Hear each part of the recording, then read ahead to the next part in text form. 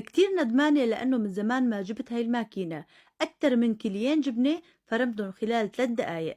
ماكينة الجبنة كان أول شي عندي مبشرة، بعدين صار عندي الماكينة يلي على الإيد، بس بعد ما قلتولي إنه لأ جيبي الماكينة يلي على الكهرباء وشوفي قديش رح تريحك، بصراحة جبت الماكينة وطلعت فعلا مثل ما قلتوا. أول شي النوعية كتير بتجنن، شوفوا قديش هيك نوعيتها ممتازة، وكمان بيجي البلاستيك تبعها صدقوني إنه وقعت معي على الأرض وأنا عم بشتغل فيها عم ركبها ولا صار لها شي.